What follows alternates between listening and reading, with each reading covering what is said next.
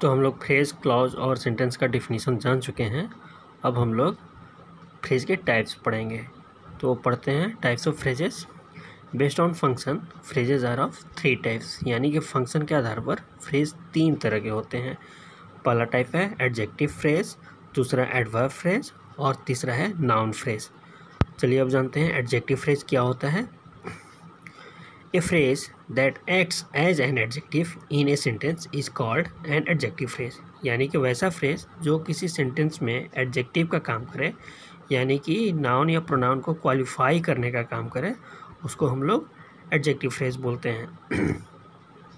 चलिए एग्जांपल देखते हैं। We should avoid materials made of plastic. इसको हम लोग ऐसा भी तो बोल सकते थे, we should avoid plastic materials, यानी कि प्लास्टिक मटेरियल्स की जगह हम मेड ऑफ प्लास्टिक इस्तेमाल किए हैं। प्लास्टिक मटेरियल से भी काम चल जाता है, लेकिन प्लास्टिक को हटा के हमने एक ग्रुप ऑफ वर्ड्स लिया है जिसमें 3 वर्ड्स हैं, made, of and plastic. Phrase हो गया। और यह फ्रेज किसको क्वालिफाई कर रहा है? मटेरियल्स को। मटेरियल्स नाउन है, तो नाउन को क्वालिफाई करने वाला फ्रेज इस सेंटेंस में क्या हो गया? Adjective phrase. नेक्स्ट एग्जांपल हम लोग देखते हैं। The gadgets made in China are not durable, यानी कि चाइना में बने हुए सामान टिकाऊ नहीं होते हैं। हम इस सेंटेंस को द चाइनीज़ गैजेट्स भी बोल सकते थे। चाइनीज़ की जगह हमने लगा दिया made in China. That means group of 3 words जो कि मेड से बना हुआ है, इन से बना हुआ है और चाइना से बना हुआ है। फ्रेज है और क्वालिफाई कर रहा है गैजेट को, इसलिए इसको हम लोग क्या बोलेंगे? एडजेक्टिव फ्रेज बोलेंगे। नेक्स्ट एग्जांपल देखिए। A girl in the room is playing the piano. कमरे में जो लड़की है वो पियानो बजा रही है। इसमें गर्ल को क्वालिफाई करने वाला जो फ्रेज है इन द रूम, इसलिए क्या हो गया? यह एडजेक्टिव फ्रेज हो गया। नेक्स्ट एग्जांपल देखिए। They could not cross the wall made of stone. इसमें वॉल को क्वालिफाई करने वाले जो ग्रुप ऑफ वर्ड्स हैं ये बने हैं मेड से, ऑफ से और स्टोन से, यानी कि मेड ऑफ स्टोन वॉल को क्वालिफाई कर रहा है, इसलिए यह एडजेक्टिव फ्रेज हुआ। नेक्स्ट एग्जांपल देखिए। Remdesivir meant for treating Ebola virus infection is to be trialled for treating कोविड-19। जैसा कि हम लोग जानते हैं अभी कोरोना का कहर पूरे विश्व पर बरप रहा है, तो इसमें अलग अलग देश अपना अलग अलग दवा इस्तेमाल कर रहे हैं। अभी तक इसका कोई दवा नहीं आया हुआ है। अमेरिका में अब रेमडेसिवियर नाम की एक दवा जिसका इबोला इन्फेक्शन में इस्तेमाल होता था, इसको आजमाने की अब तैयारी कर रहा है। तो रेमडेसिवियर नाम तो हमने दे दिया, नाउन हो गया, और इसको क्वालिफाई कौन सा फ्रेज कर रहा है? Made for treating. आगे अगर बढ़ते हैं तो इबोला वायरस हो जाएगा, यानी कि इलाज करने वाला। रेमडेसिवियर नाम अगर रहता तो शायद कोई नहीं जानता, लेकिन अगर थोड़ा इसमें ये जोड़ दिया गया फ्रेज मेड फॉर ट्रीटिंग, इससे पता चल जाएगा कि ये कोई ज़रूर ट्रीटमेंट करने वाली चीज़ है, इसका उपयोग ट्रीटमेंट में होता है। यानी कि रेमडेसिवियर को क्वालिफाई कर रहा है मेड फॉर ट्रीटिंग। क्या हो गया? एडजेक्टिव फ्रेज हो गया। अगला एग्जांपल देखिए। Jammu and Kashmir choked out A plan for phase wise return of standard people, यानी कि फंसे हुए लोगों को निकालने के लिए जम्मू और कश्मीर ने एक प्लान तैयार किया। प्लान को क्या क्वालिफाई कर रहा है? एक फ्रेज क्वालिफाई कर रहा है, फॉर फेज वाइज रिटर्न। किस तरह का प्लान है? तो फॉर फेज वाइज रिटर्न के लिए है। इसको क्वालिफाई करने के लिए, यानी कि प्लान को क्वालिफाई करने के लिए जो फ्रेज इस्तेमाल हुआ है वो है फॉर फेज वाइज रिटर्न। ये क्या हो गया? एडजेक्टिव फ्रेज हो गया। अब हम लोग जानेंगे पोजीशन ऑफ एडजेक्टिव फ्रेज।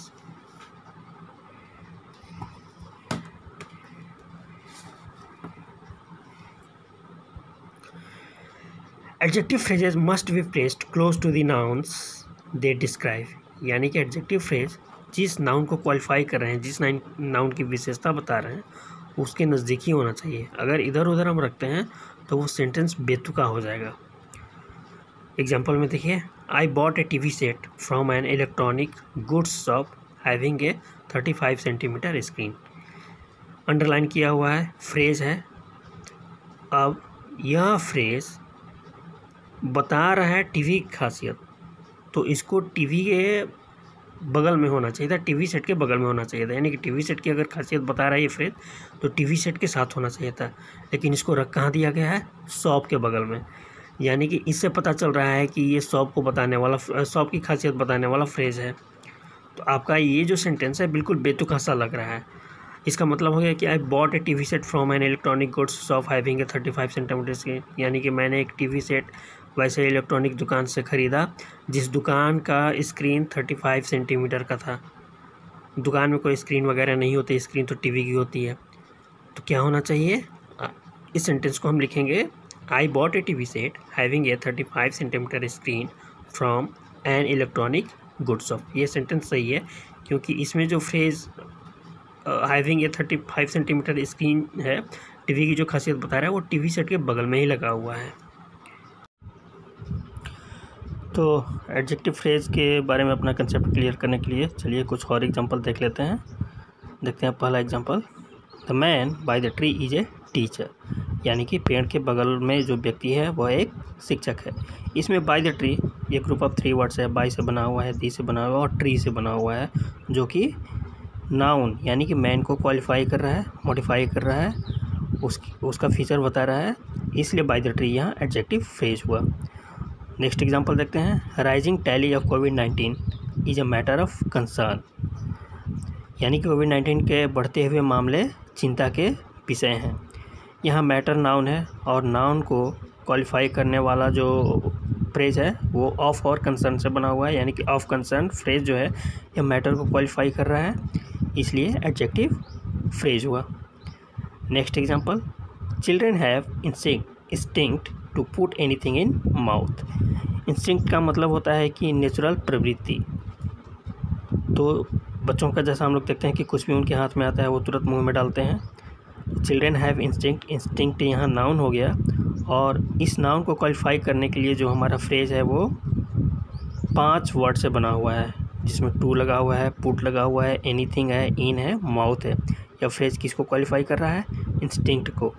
तो ये क्या हो गया, एडजेक्टिव फ्रेज हुआ जो कि इंस्टिंक्ट को क्वालिफाई कर रहा है, इंस्टिंक्ट की विशेषता बता रहा है। यानी कि किस तरह की प्रवृत्ति, वैसी प्रवृत्ति जिसमें बच्चे किसी भी चीज़ को अपने मुंह में डालते हैं। Next example, we all have potential to achieve the top position. यानी कि हम सब में शिखर पर पहुंचने की क्षमता है। पोटेंशियल यहाँ नाउन है और इसको क्वालिफाई करने के लिए जो फ्रेज है वो है to achieve the top position. तो to achieve the top position जो है पोटेंशियल क्वालिफाई कर रहा है, इसलिए एडजेक्टिव फ्रेज हुआ। Next example, I brought a cake made of nuts and fruits. मैंने नट्स और फ्रूट से बना हुआ केक लाया। केक नाउन है और नाउन को क्वालिफाई करने वाला phrase made of nuts and fruits है, इसलिए यह एडजेक्टिव फ्रेज हुआ जो कि केक को क्वालिफाई कर रहा है। Next example, the name of the city is Jalandhar. Name अपने आप में एक नाउन है और इसको क्वालिफाई करने के लिए क्या लगा हुआ है, कौन सा फ्रेज है, ऑफ द सिटी। किस चीज़ का नेम, तो भाई शहर का नाम, सिटी का नाम। ऑफ द सिटी जो है नेम को क्वालिफाई कर रहा है, इसलिए ऑफ द सिटी फ्रेज जो है ये एडजेक्टिव फ्रेज हुआ। Next example, they are couple with no children. यानी कि वे ऐसे दंपति हैं जिनकी कोई संतान नहीं है। यहाँ कपल जो है ये नाउन है जिसको क्वालिफाई करने के लिए 3 वर्ड से बना एक फ्रेज इस्तेमाल हो रहा है, विथ नो चिल्ड्रेन, इसलिए with no children adjective phrase हुआ। Next example, the rent of this house is too high. यानी कि इस घर का किराया बहुत ज़्यादा है। रेंट नाउन है और नाउन को क्वालिफाई करने वाला फ्रेज है ऑफ दिस हाउस, इसलिए यह फ्रेज एडजेक्टिव फ्रेज हुआ जो कि रेंट को क्वालिफाई कर रहा है।